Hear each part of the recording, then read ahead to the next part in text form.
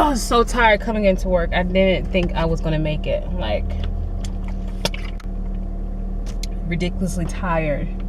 Anyway, I am convinced that I have the best clients. I was training one of my clients, and I was telling him, I was like, man, I like really want some donuts, like donut holes. And we were talking about donuts for a while for whatever reason. And then I trained his partner as well, and his partner came a few hours later, and he walks up to me and he hands me donut holes. I was like, what?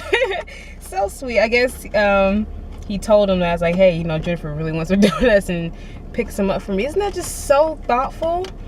But it's a lot in here, and I don't intend on finishing all of it, at least not today. But maybe I'll give some to my brother if he's home. Hopefully these make it throughout the day, because I could probably eat all these if I really try. Anyway, so ready to go home. My nose is filthy. Why didn't anyone tell me? It's Friday afternoon. It's like almost 4. I just woke up from a nap, and I had the most disturbing dream I've had.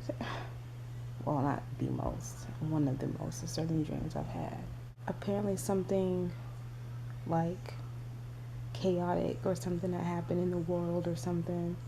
I was with my sister, and we were like in downtown. We were sitting there, and I was like looking at the sky because it was gray, but then there were some like really weird looking orange pieces in the sky, and then all of a sudden all those orange fiery pieces like came together into this huge like devilish looking sun. And we was running down the street, like all the way down the street. So we ran down these stairs, and I was like, do you think we should keep running or should we hide? So we hid. And I was like, oh my gosh, what do we do? So I just like froze there and just sat there. And then finally he like taps me on my side. Finally we look at him, and he's like this cartoon character, something that I've seen on SpongeBob. He hasn't like, he was Plankton, that's what it was. He was Plankton, but he was like another color, and he had on cowboy boots and a hat. So weird.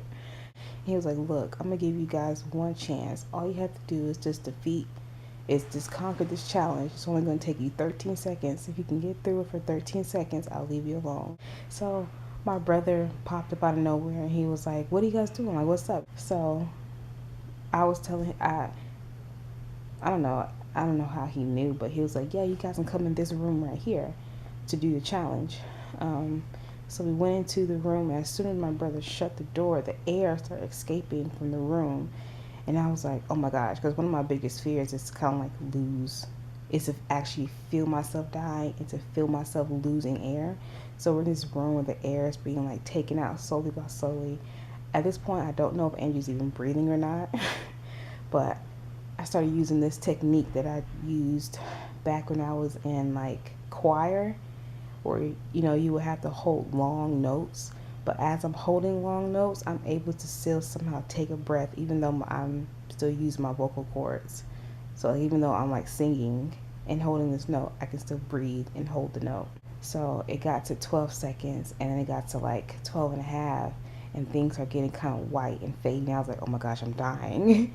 And I wasn't sure, and I was like, all right, in my head I'm thinking, it's been 13 seconds, how come he hasn't released this yet? And I slowly started feeling myself breathe more and like normally, but I realized that I was just waking up and actually feeling my real breath.